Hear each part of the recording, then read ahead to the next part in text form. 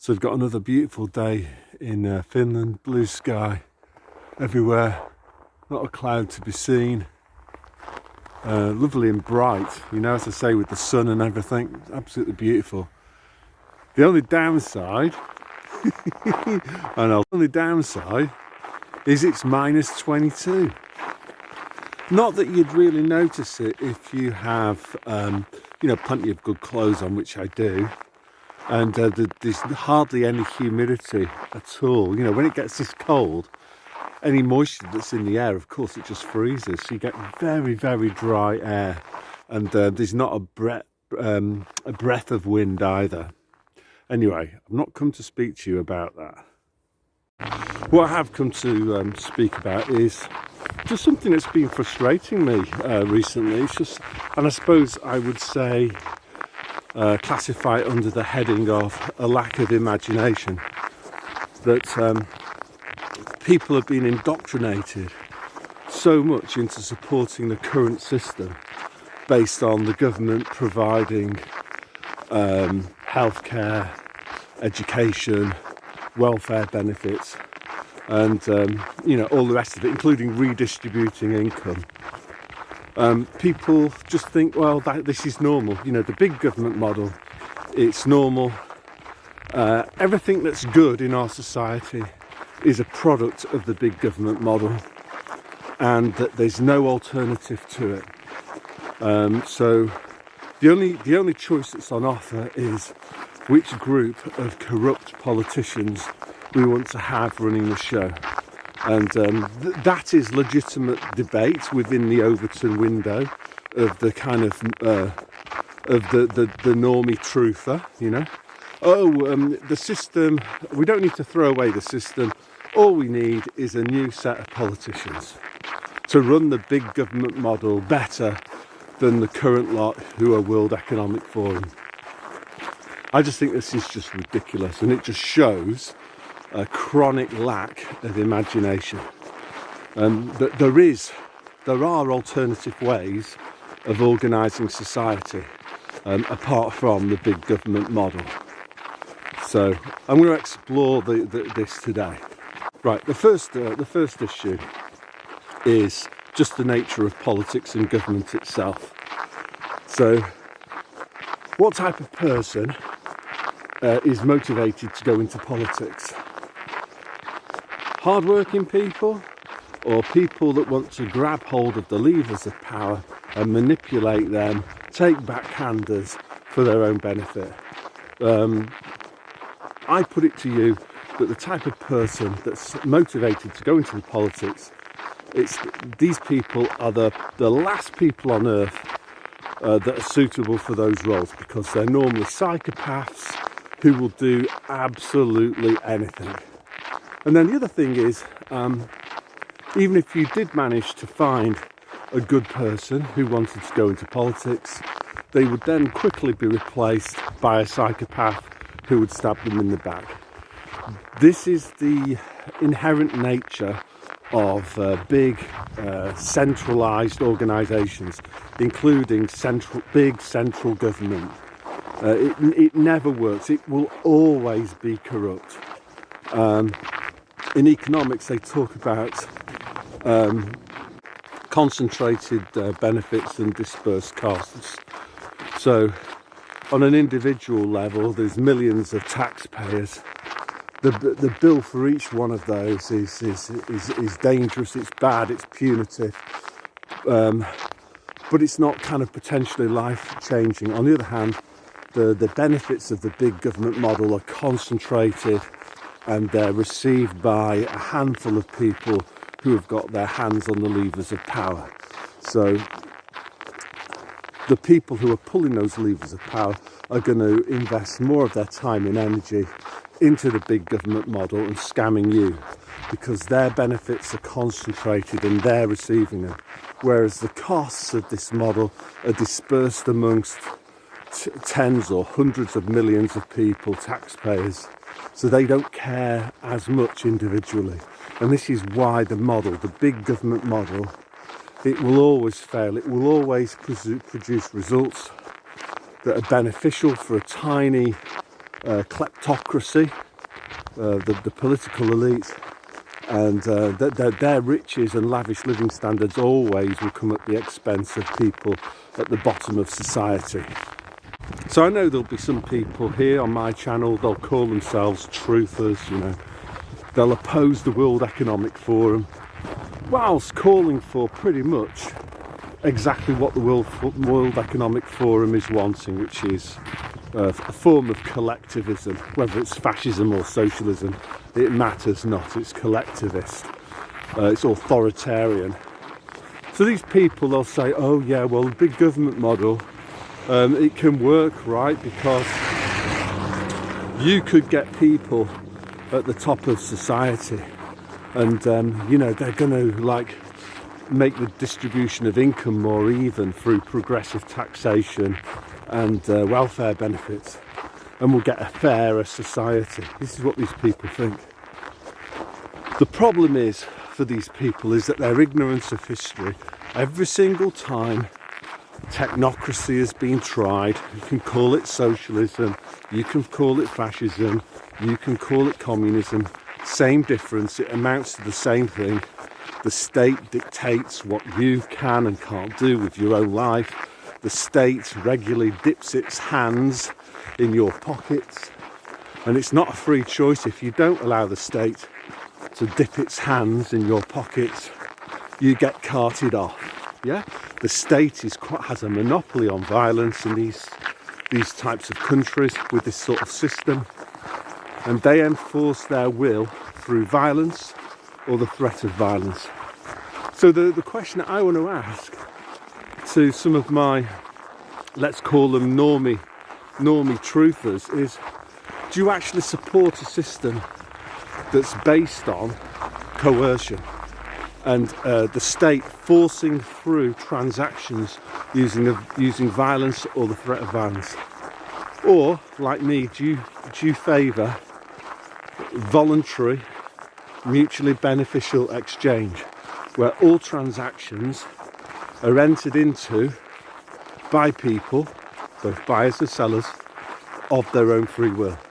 For me, I want the new society that I envisage is based on, let's call it freedom, where you decide what you're going to do for a living, you decide how you spend your money, you decide how you're going to serve your fellow man in order to earn that money.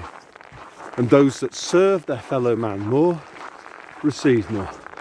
That's true fairness and equality. Not this kind of Marxist thing of inequality of outcome, which isn't the case anyway. So if you actually look at the USSR, they had this plane, they had their own imitation of Concorde, a Tupolev 144, I think, a bit nerdy. They called it Concordsky. So I think there was probably about 100 seats on this plane. So if you ask people in Russia how many people would like to have gone on Concordsky, it would have been a lot more than 100 people a day, you know? So there was scarcity, right? More people would want to travel by Concordsky than there were seats. So how was this issue of scarcity resolved in Russia? Well, answer was the central planners.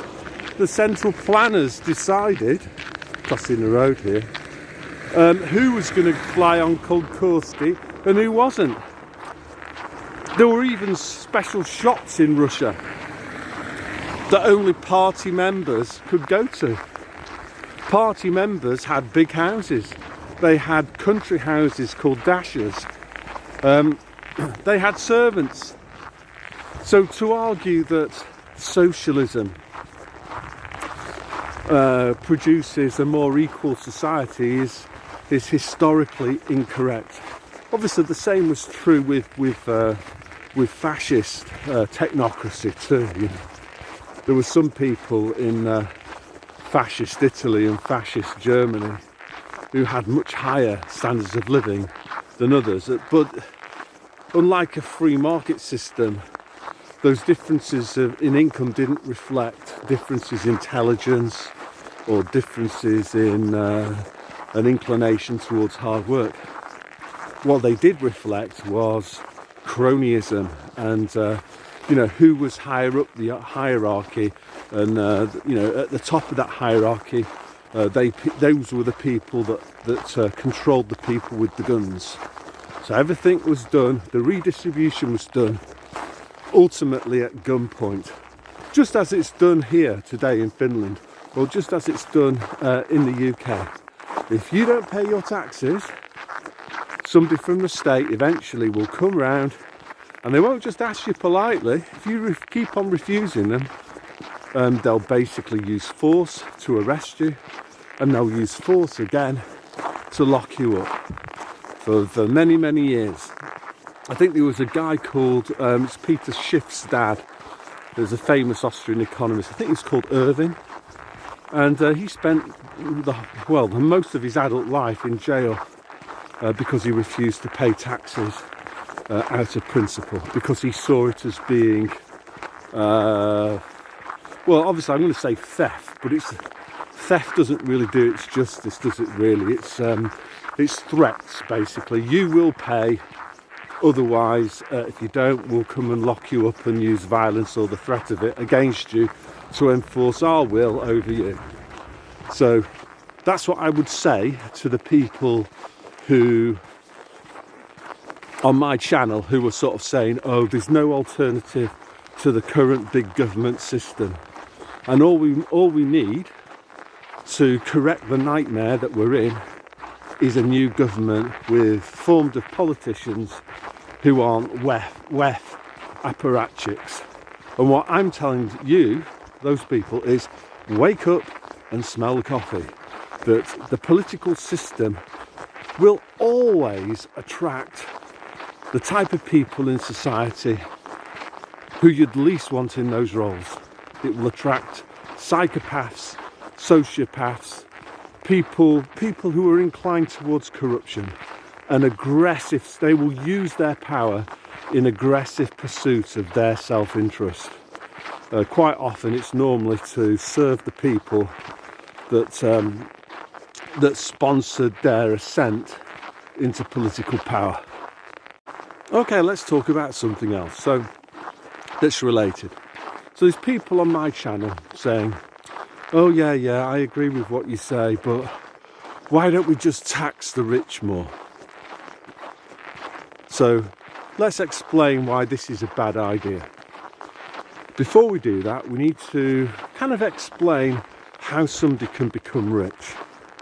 So one way in which people become rich is they use their intelligence and inclination towards hard work to either work for somebody else, rise up through the hierarchies of where they work, through their hard work, and their employer promotes them on the basis of the employer's self-interest. That this employee is adding a lot to my bottom line profit. I think they're worthy of a pay rise, because if I don't pay them more, they'll go off and work for somebody else who will do that. And maybe I need to use their skills, maybe I need to develop their skills, because that's the best way for me to make even more profit. So that's one way in which people can get rich. Another way is to set up your own business. Now that is extremely risky. You need savings first of all, and savings don't come off a tree. Saving is the act of postponing consumption. So you save when you spend less than what you've earned, and over time, if you keep on doing that, you'll build up a stock of cash, and that's called saving. Now, when you set up a business, it's speculative. You don't know. Your business, whether it succeeds or fails, it's all down to the customer.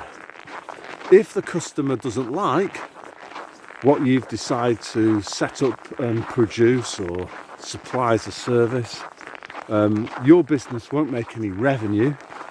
People won't buy your stuff, so there won't be much money coming in through the front door. That's called revenue. At the same time, you'll still have your raw materials to pay for. You may well have hired people to help you. You have to pay their wages. So many new startups fail at great personal cost to the entrepreneur because they lose their savings, and in many cases the savings might not have been enough, so they have to go to the bank to set the business up, and that might mean putting your house up as collateral against the loan, the startup loan. So an entrepreneur could quite easily end up losing everything, their home. So imagine that, you know.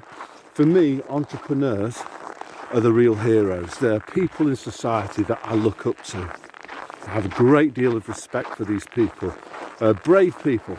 On the other hand, if your speculation works and you accurately predict that there's a need for something, a gap in the market, and customers like what you have, then you'll have no trouble at all in collecting a lot of revenue. It'll be more than your costs and you'll make a profit. And a profit is a sign and symptom of you serving your customers well. You've offered also the other thing as well. Let's explain this one.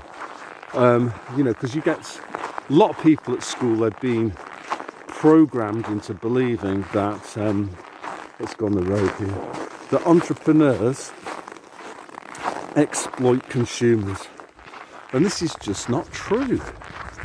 Because if you were to exploit your consumers by charging them rip-off prices, your customers will go somewhere else. And if they don't go somewhere else, it's because they actually do like your product after all. Obviously sometimes the state can cause monopolies through regulation that create barriers to entry. But, the world that I'm envisaging, my solution is involving getting rid of all of that stuff.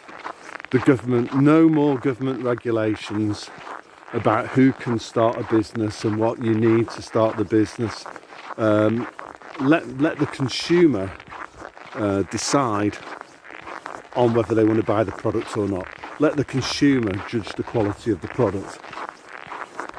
And that would be a much better system, if you imagine that for medicine, where you're actually in charge of whether you want to pay for a treatment or pay for particular drugs, rather than these being forced onto you by the November Hotel Sierra, as it is in Britain.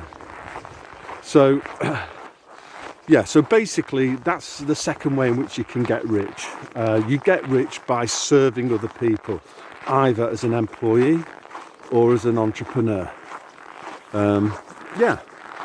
Some people might own land, that's fine.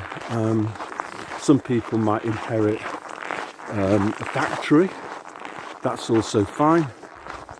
Does it mean that these people will always have these assets? No. If you inherit something and you're a lazy dog, you don't run the business properly, the business will go bust. If you don't look after the land properly, the land will lose its value if you don't maintain it properly. Maybe in the case of like over here in Finland, forestry or agricultural land. So you might have capital now, but unless you continue to serve society with the asset you've inherited, you will eventually lose it. Yeah, so what I'm trying to get at here is that many of my Normie subscribers believe in this idea of the undeserving rich. I'm turning that one around. I think, there's a load of rich people out there who have stolen the money. They've exploited the workers. It's pure Marxism. Whether they are repeating this Marxism knowingly or unknowingly, it matters not. They're still doing it because they've been programmed into it and they just can't see beyond that. The only people that steal money are politicians and their mates who might own regulated monopolies. But that's got nothing to do with the system that I want, which is based on free markets and free will. Yeah, we need to get rid of regulations. We need to get rid of government-sanctioned monopolies. The government needs to in all sense and purposes, really. It needs to cease to exist apart from the provision of law and order and maybe some national defence. That's it. So in that type of system, we don't have to worry about people getting rich through politics or through being cronies of politicians, because politicians and big government are not going to exist in my model. Finish off that video. So basically, for people that have been commenting on my account, YouTube account, calling for the rich to pay more in tax, what I'm going to assume, and you can tell me in the comments is if this is true or not, is that you're not calling for you to pay more tax. What you're not defining yourself as rich, I presume. What you are calling for is you're calling for the government to tax other people more heavily in order for you to benefit when the government transfers money from those other people who earned it to you who didn't. Now, to those people, I would say to them is, calling on the power of the state, calling for the state to use its power against other people so that you can benefit from theft, basically, from the state robbing other people and giving you their money. I think that's completely immoral. Can you not see how immoral that is?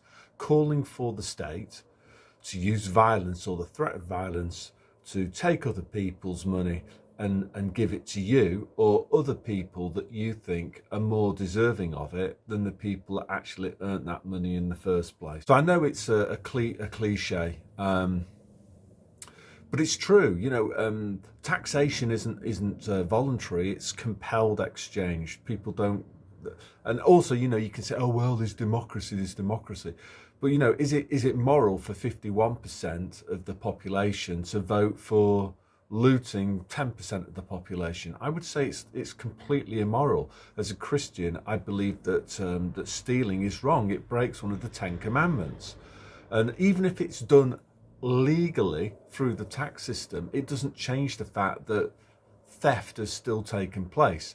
The state has used the threat of power or actual physical violence or the threat of physical violence to take other people's money in order to give it to somebody else, and that is theft. And those of you who are calling for that, you have to relinquish any self-identification on your part that you're moral people. If you're calling for that, that the rich must pay more tax, then I don't think that you can call yourself moral people. It's a completely immoral proposition to argue that people with big sticks should force other people to give them some of their money that they earned. Then there'll be other people who will basically say, oh yeah, if we get rid of the state, but there'll be an apocalypse, what about the poor, ? Well, what I would say to these people, point number one, is that the welfare state isn't working at the moment anyway. So I'll reverse the question onto you. Like, if we keep the current situation, what about the poor? What about all of those people who are homeless at the moment? What about all of those young people who are living with their parents because they can't get housing? This situation is the current system that we have, which is based on big government compulsion, compelled exchange, coercion under the threat of violence. It's not working, is it? It's not working. What about the poor? Indeed, that's a very good question, isn't it? What about the poor? Yes, indeed, because the current system is not working.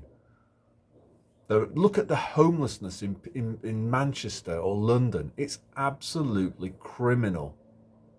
The other thing to understand here as well is that government spending, the lie that you're fed is that government spending is used to provide public services. Yeah, that's a fairy story, right? I'll tell you what the real purpose of government spending is, right?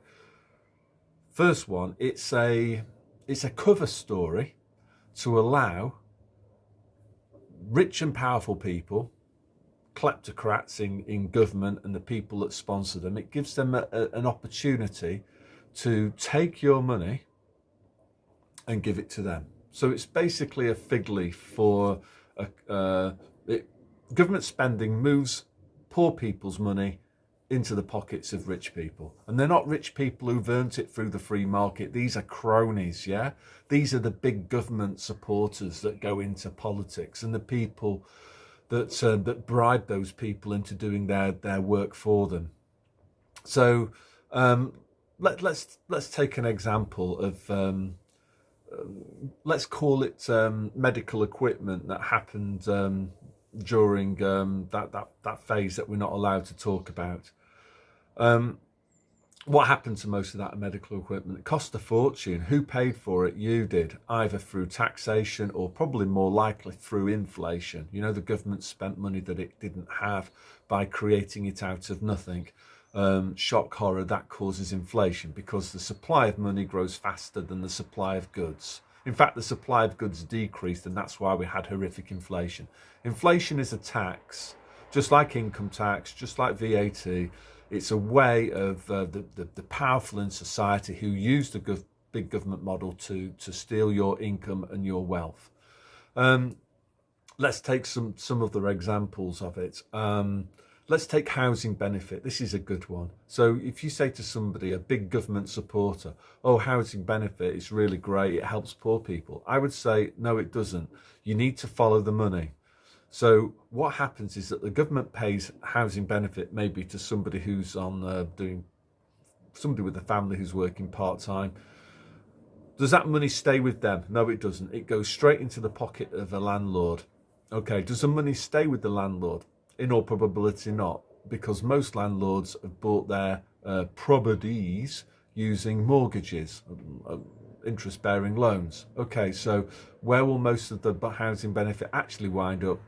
Finally, if you follow the money, it's in the pockets of bankers, basically. So if you short-circuit it, you're paying taxes and the money goes into the pockets of bankers. So this is your big government model. It's a reverse Robin Hood. Right? Robin Hood stole from the rich, gave from the poor. Big government steals from the poor and gives to the rich. That's basically how it works. So those of you who are wedded to the big government model and you sort of say, well, what, you know, if we got rid of it, what about the poor? You're actually like turkeys voting for Christmas. Another normie take that is frequently used is if we got rid of the NHS, that means that there would be no healthcare, which is like mind-boggling. It's like beyond stupid. So let me just explain to the big government supporters, people who've just been completely indoctrinated.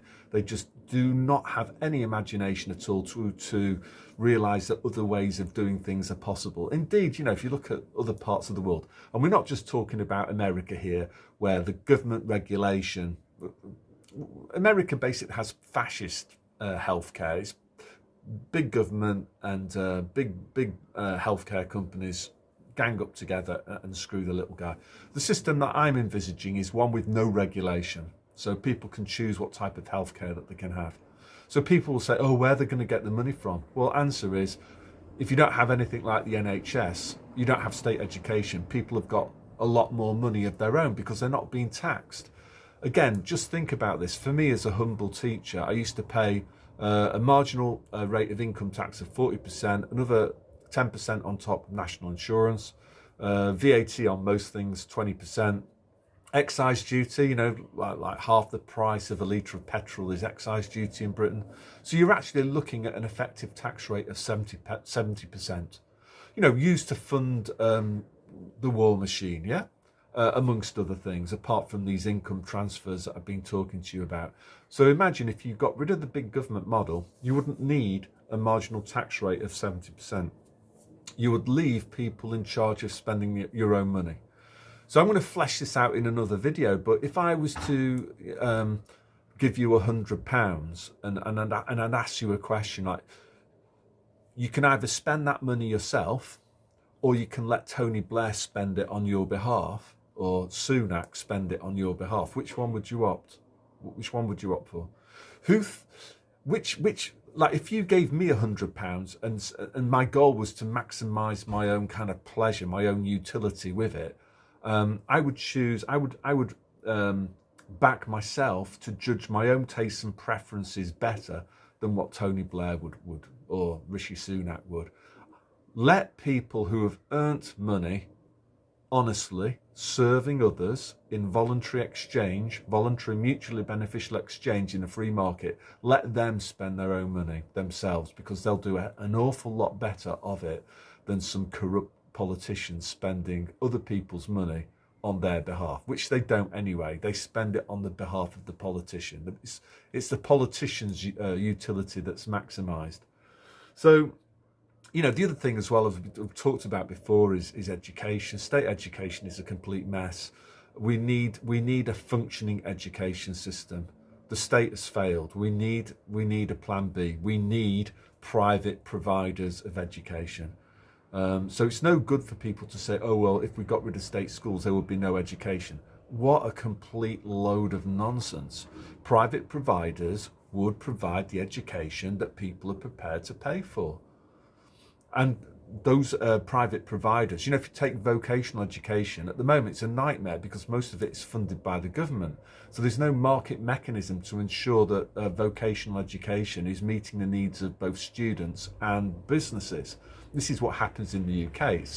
I remember seeing this as a teacher with GMVQ and just joke non-vocational, so-called vocational qualifications, which were just wastes of time, exercises in keeping people off the dole queue. So we actually need education, we actually need healthcare, and the state is just not delivering it. In many cases it's delivering, well, in both of those cases it's delivering the opposite, isn't it? State healthcare is not delivering healthcare, it's delivering the opposite of healthcare. State education isn't delivering education, it's delivering indoctrination. It's making our it's dumbed down our population, it's de-skilled our population, it's made our population into a nation of people who are just being taught that thinking is a bad thing. And what you must do instead is just blind obedience, blind compliance, hug that consensus. There'll be other people that say, what about the disabled? Well, what I would say about that is that there's an awful lot more disabled people now than there should be, and that's also a failing of the state. I have to be careful what I say here, but, you know, there's been a big increase in autism, for example, hasn't there? Why is that? I think we all know the reason for that, but we're not allowed to talk about it. So if we actually got rid of state healthcare and we had an open dialogue, we had no government regulations whatsoever, people could choose the healthcare that they wanted to buy themselves in the free market. First thing is we'd have fewer disabled people. That is 100% guaranteed. Second thing that I would say too about there'll always be people, I don't know, with some disabilities, I don't know, a gammy leg or something like that. Does that mean that they're incapable of serving their fellow man or woman? Not at all. You know, God created us unequally, you know. We've all got different talents. We're all unequal. But that doesn't mean that people aren't incapable of serving their fellow man or woman. It just means that they maybe have to do something slightly different. So I think we've fallen into this, you know, that people say, oh, I'm disabled, so I'm not capable of work. I think it's right that, like Jesus Christ was the servant king. He washed people's feet. He wasn't too proud to work. You know, it has to be pretty special, I would imagine, for somebody not be able to do anything. We all have a moral obligation to serve our fellow men and women. You know, I worked as a teacher for 35 years.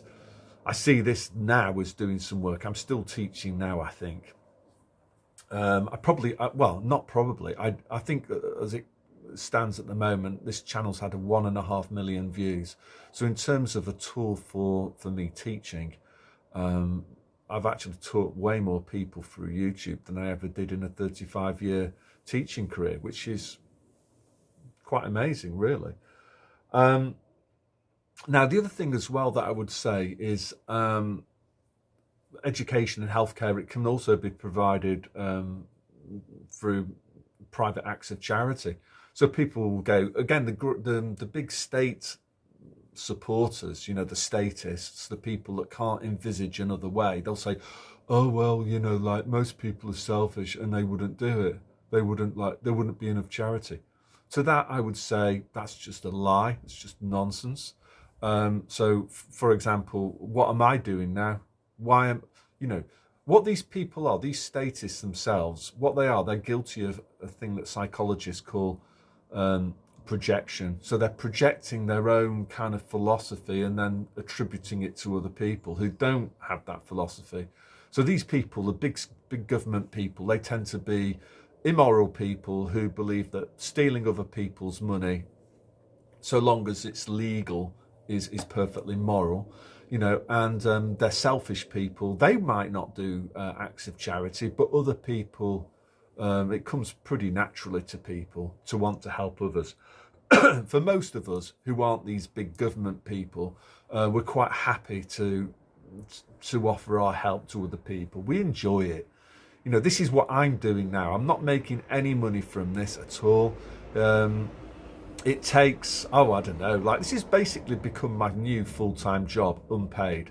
And I'm doing this because I think it's needed. It's an act of charity. The other thing to mention too is that charity can often involve, people giving money to other people who outsourcing your charity. I think we've become a bit too dependent on that. I've done videos about that. What I urge people to do themselves is to just shortcut a lot of the big charities that have become corrupted. The people at the top of those organisations tend to be statists, and rather than going into politics to loot, they've gone into charity to loot. Same difference. So I would say what we need to move to is a more decentralised system of charity. So as I say, I don't like mentioning this because it's something as a Christian you shouldn't talk about, but I'm going to do this as a way of showing these big statists that other ways of doing things are possible. So the last time I was in Manchester, I went to Tesco, bought 20 sandwiches, 20 bottles of water, and I went out and I just gave them to people sleeping rough. So that was a way of maximising my charitable bang for the buck, maximum good. But it actually required me to spend most of my afternoon while my wife was shopping in Manchester, traipsing around town when it was boiling hot, handing out these sandwiches and water. But that's what we must do. We must localise charity and not outsource it to other people who, might have not have the same morality as we have. They might have a morality that leans more towards looting, the big government mentality. The other thing as well is if we got rid of the state, we wouldn't need, you wouldn't be having to pay a marginal tax rate of 70%. So that would of course give people more of their own money to spend. What I envisage is that people would give more to charity. The other thing as well, I think, is that people sort of, and I get this, they sort of think, well, my margin, I'm paying 40% income tax, 10% national insurance, 20% VAT. What the hell is the government doing with my money?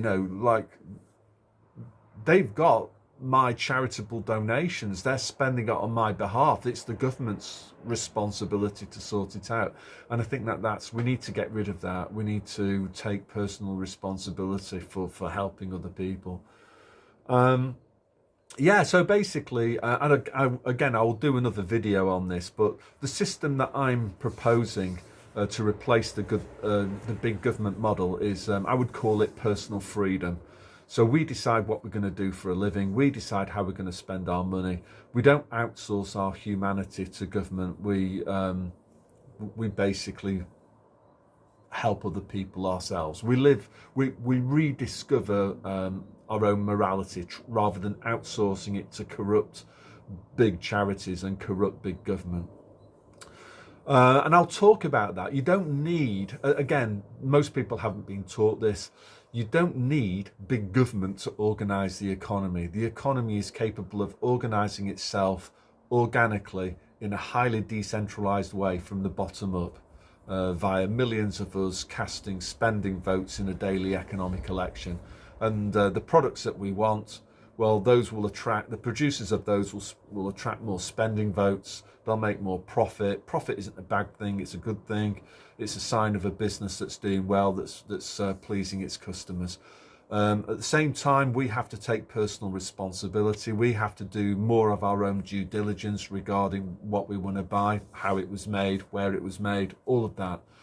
We need to start to become adults rather than just outsourcing our judgments to mummy government, because mummy government has proven to all of us that it's not fit for purpose, is it? So that's all I want to say today. The weather's changed. It's not -22 today. It's only -1. So I'm not even wearing a coat outside because it's so dry and we've still got blue sky. So anyway, God bless.